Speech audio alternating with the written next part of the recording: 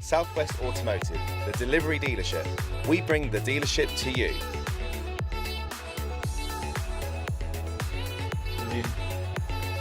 And Sean, I'm not just saying that because you're on, but that's probably one of the best dealer videos that we've seen.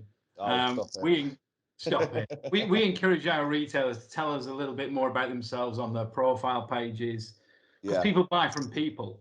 And I think that it comes across in terms of your passion, your attention to detail. You see in the detailing of the vehicles, and I saw the PPE. The washing of the hands there with the gel. Fantastic. Had to get that one in there. Yeah. Brilliant. So, Sean, can you just tell us a little bit more about yourself and about Southwest Automotive? Yeah, sure. So, established in, I suppose, 2018, started from my family home, actually, before I got my commercial premises, which I decided to sign the lease papers to about 2 months before COVID hit. So it's been quite an interesting time, but of course, being a younger, sort of newer business, I was able to adapt to the new market quite well, which is why the tagline, the delivery dealership, that's kind of where that came from, really, because seeing a massive rise in click and deliver, people seem to be, as long as you've got the reputation, a lot more confident to buy online, and buy based on video walkarounds and good rapport with the dealer. So we've kind of got to a point now where probably 75% of all of our sales are done remotely. We are still open. We do still welcome people down to view the vehicles, and if they do prefer to buy them face to face, because let's be honest, it's not for everyone, but it's certainly increased. So my passion for cars hopefully comes across in business, and in the dealership, and realistically, just enjoying offering that kind of end-to-end service, bringing the deliveries in-house, because we were outsourcing our deliveries like a lot of dealerships do, but of course it becomes quite expensive when you use an external company. So it seemed to be the most obvious choice was to bring it in-house. So I've now only got one kind of Range Rover, one trailer. That's kind of our only setup, but we are looking to increase the fleet, and we are offering it out as a service to other dealers and consumers as well. So it's looking promising. Wow, fantastic. So you started at a real torrid time then, just at the beginning of the pandemic. Pretty much, yeah.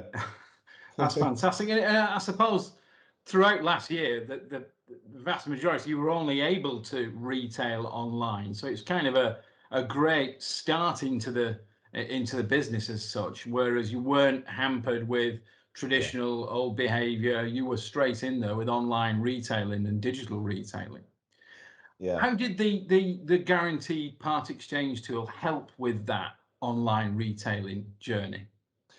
I think the tool itself, it kind of, it's certainly an improvement in the kind of efficiency of part exchange deals, because it kind of takes away that that old kind of clunky conversation that you normally have with a customer.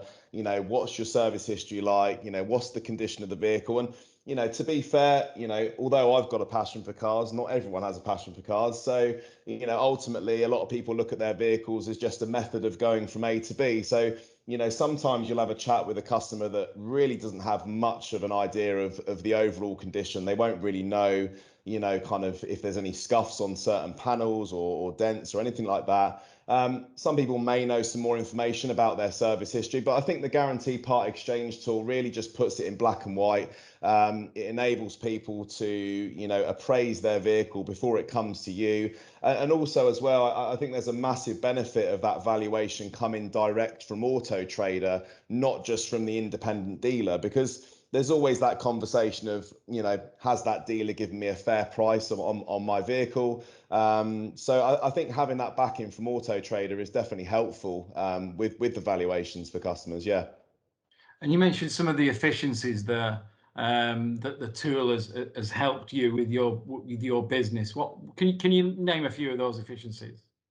Yeah, obviously when, by the time the customers visited the showroom or they brought the part exchange vehicle with them, to obviously do the deal, then that does become a much faster process, because you've got something in front of you to go off, rather than, obviously this is potentially the first time you've seen the car, but to have that part exchange appraisal kind of in front of you when you're going around the car, and obviously you need to make sure that they've been as accurate as they can be, but it does just help that process, and the customer's already got a figure in their heads from that guaranteed part exchange valuation. So I just think it kind of accelerates that that talking point, that conversation with the customer about their current vehicle.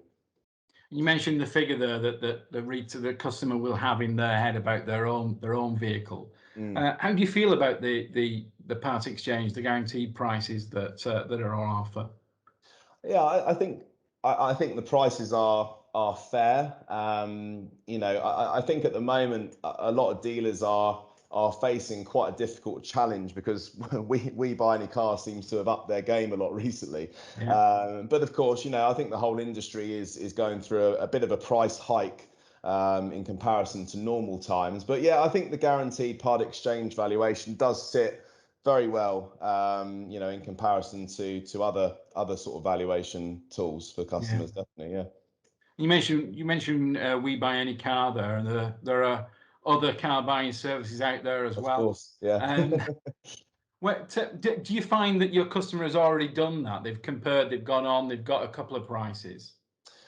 Yeah, I mean, sometimes when the customers received their valuation from Autotrader, sometimes that does sort of, not prevent them going elsewhere. But I think, where Autotrader is such a trusted, source of information for both dealers and the consumer, I think the Autotrader valuation does hold probably more weight than other valuations. And I think if you're quite, if you contact that customer and you start that conversation, really, really quickly, and you get that rapport building, then, it does just make it a lot easier for that customer. So, yeah. Yeah. And what feedback do you have from customers using that process? Yeah, nothing but good feedback at the moment. The only one criticism that I would say about the tool is not really the usability of it. I sometimes find myself having to explain where the tool is placed on the advert. And I was looking at this earlier today, and I thought maybe it might have a place a little bit further up, because normally most people have to scroll down at least once to kind of reveal where the guarantee part exchange tool is. And I suppose if you're not looking for it, then you're not really going to know it's there. So I thought that might have been a constructive sort of critique, if you like, for the tool, is really the placement than anything else. Well, thanks for that, because one of the questions we asked our audience, our guys, can you put some questions to Sean? And one of the ones was, what would you, if you could change one thing about the product, what would that be? And I think Patrick Sneesham sent that question in. So would you say it would be about the placement of where it sits? Yeah, definitely. I mean, I almost feel, even if the tool was to stay where it is, it might even be worth just having a kind of, a call to action button, maybe even below the kind of the message seller, to ask customers, do you have a part exchange vehicle? And then it's a simple process of, yes, they do. They can just click that button or tick the box, and it would take them directly to the guaranteed part exchange tool. Yeah. I was going to say, in the old world, how did you used to like handle part exchanges and appraisals and valuing someone's vehicle that they brought in? Yeah, I mean, I suppose it was just more of a manual process, really. The customer would visit, the dealership, or they would make contact with me over the phone or via email, and then, yeah, obviously I would just have a basic set of questions that I would always ask customers. But again, like I was saying earlier, it has just sped that process up, and rather than having that human element, as in for me, asking those set of questions, sometimes we're all human, we might forget to ask a certain question. So at least with the tool, that those questions don't change, and they get asked them every single time. So Yeah. And dealers and customers have said both that the part exchange part of the entire transaction It's probably the stickiest part. So if I'm bringing in a car to you, I've got my defences up because I think that you're going to lowball me, you know. And that part of the transaction is probably the area most likely to cause the deal to break down. Has that happened to you in the past where you couldn't agree on a price of a part exchange and someone walked away? I mean, yeah, I would say yes and no. I think a lot of the time, if somebody's open to part exchanging their vehicle, then they're kind of more attracted to the kind of ease of part exchanging, really, because you know everybody knows that they can get more for their car if they sell it privately, but you know most people don't enjoy selling cars for a living, so it's certainly a good tool for that, and it's a good process, and I don't really find I lose too many customers during those talking points, but yeah, it's still definitely a risk, if you like. Yeah, yeah. Can you talk us through an example of a customer in a vehicle that has used the process where you brought it in, and maybe you've retailed that and you've made a margin on that vehicle? Have you got an example of a customer in a car that has gone through that process for you? Yeah, I mean, yeah, there was I suppose specifically, yeah, we took a vehicle in as a part exchange, probably quite a few months ago now. It was I remember it actually because I do love the cars themselves. It was a BMW 330D, so the diesel 3 litre. It was an M Sport, and we managed to get them a little bit more than what the guarantee part exchange valuation came back at, and the customer was really happy with that, and it put us in a strong position because we were able to kind of offer them a little bit more than what Autotrader said. So again, it was a bit of a win-win situation. They were happy, and we were able to retail it back out at a good margin, and it enabled us to advertise the car very competitively as well. Yeah. So yeah, it was a great deal, definitely. Excellent. If you don't mind me asking, what was the margin in that? Well, always like to stay over £1,000, so yeah, it was probably about that, to be fair. And it was a good strong margin for that vehicle as well, because it was probably less than £6,000 in value. So to make that sort of margin on a car, and also not just focusing on the margin, it was more to do with the fact that the car sold within 7 days. So Wow. they do tend to go quite quickly. Yeah. That's great, and I can imagine uh, the delight in the customer that he had a figure from Autotrader that was guaranteed, and Mm. you offered them more than that. So that, Yeah. the credibility and the trust that must instill in Southwest Automotive must be fantastic. Yeah, definitely. Yeah, 100%. And it's, to be honest with you, I always like to try and, pay a bit more than what they're expecting, because this particular vehicle did turn up at the dealership when he came to look at his car that he was buying from us.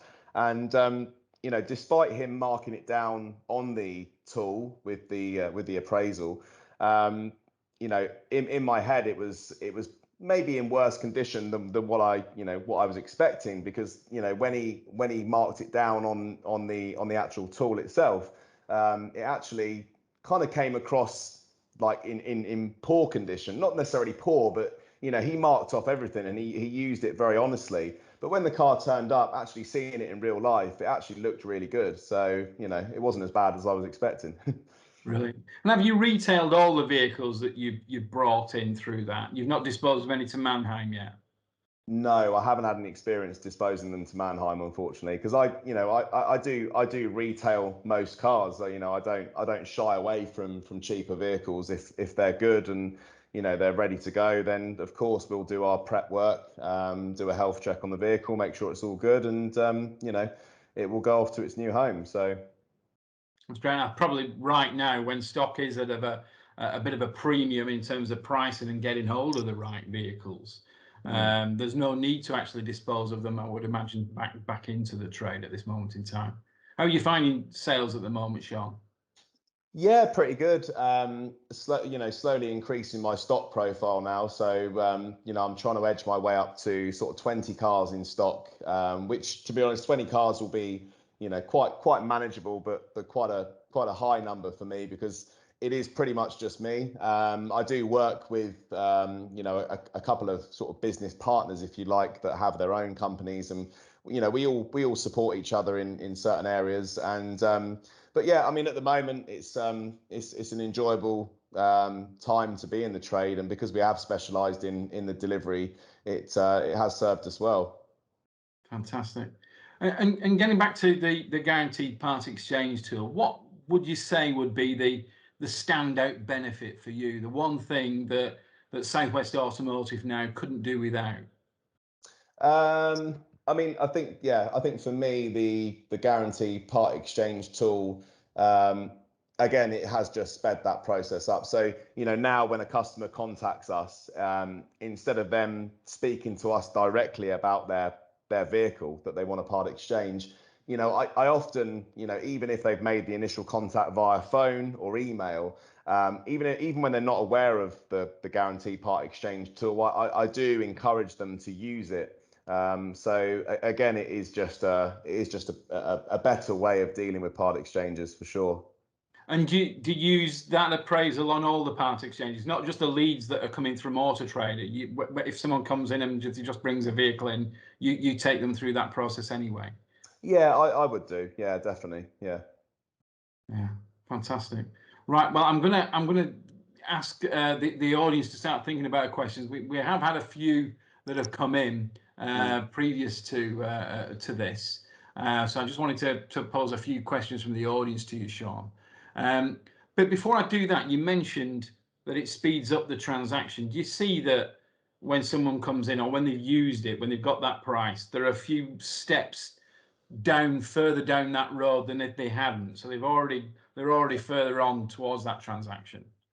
Yeah, definitely. Yeah, I think that's the most obvious benefit of the tool is that process, that efficiency, because you're not finding out about their car as they go along. They're not giving you little snippets of information. You're just getting the whole lot straight away. And yeah, for me, that's a big benefit because it doesn't really matter about how much that customer knows about their car, because some people know loads about their car, some people don't know much. So it's a benefit because it levels the playing field between petrol heads and normal members of the public that just use cars to go from A to B.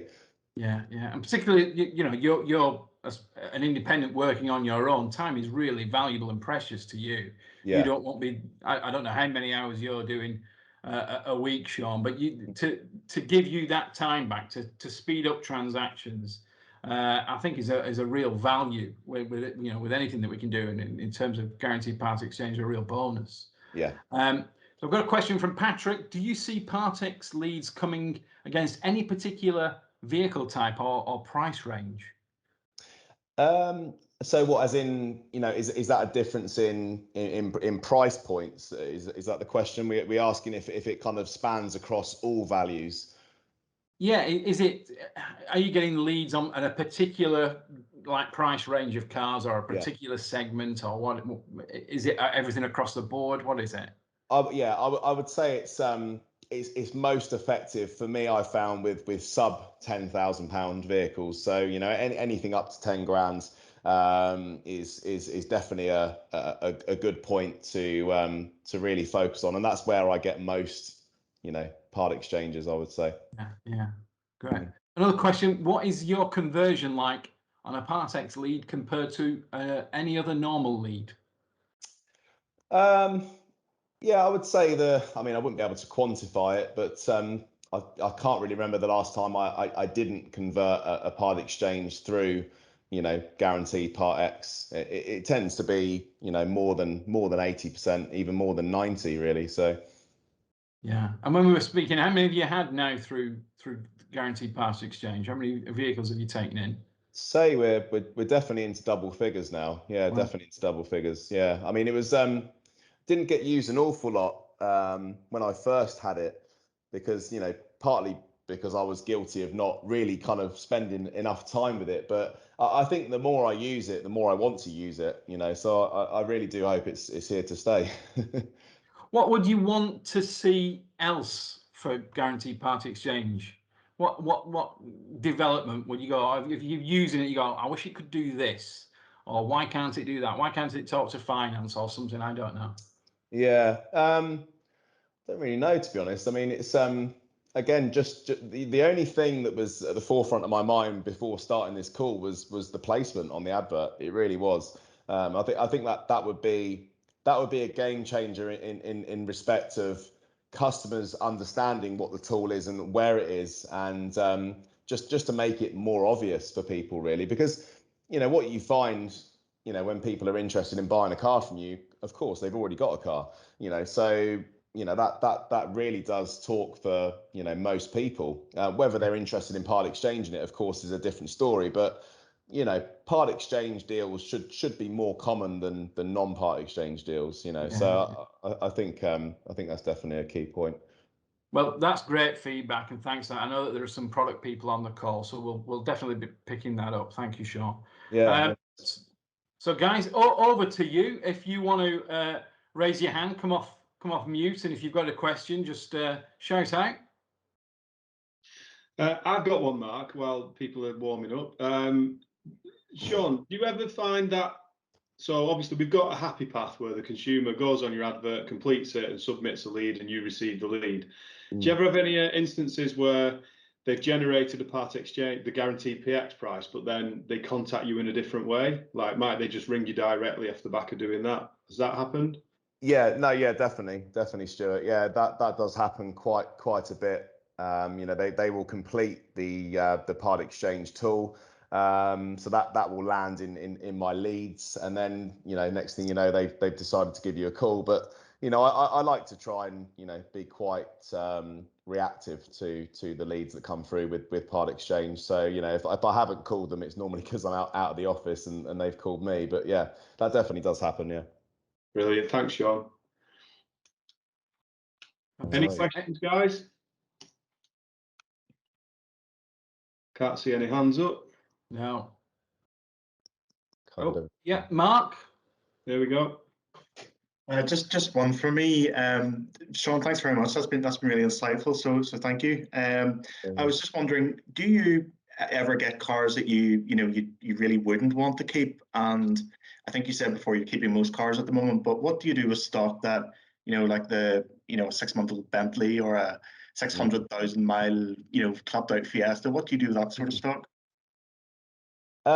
Yeah, Mark, that's a great question, really. I mean, sometimes with just focusing on the 600,000 mile clapped out Fiesta, I would certainly without insulting the customer, because you've got to tread carefully, because even some cars like that might be somebody's pride and joy. But sometimes I would have an honest conversation, because I feel that I can't give that customer the best deal. So I would kindly advise them that if they want to get the most money for their car, then they're going to be better off selling that car privately. And people quite often, will hear that and they'll go, oh, thank you very much, because a lot of the time, especially with the Fiesta scenario, you're only really going to be a little bit more than scrap value for a car like that. And if it's a good running car and it's still got an MOT, then of course somebody might well be interested in that on the private market. So for that particular customer, they're going to be better off advertising that car on something like Facebook Marketplace, where they can sell that car for £400 or £500, and it's not really something that I would be interested in, and it's not something that would be that beneficial for the customer. So 600,000 miles, I'd put it in the Guinness Book of Records, I think, for a Fiesta. Yeah. Fantastic. Guys, any more questions for Sean? I think that's it. Sean, thank you very much. Please give a virtual round of applause to Sean Smith. Thanks, so much for your time, Sean. I'll let you get back to your day. Thank you. Thanks for the opportunity. Cheers. Take care. Bye-bye.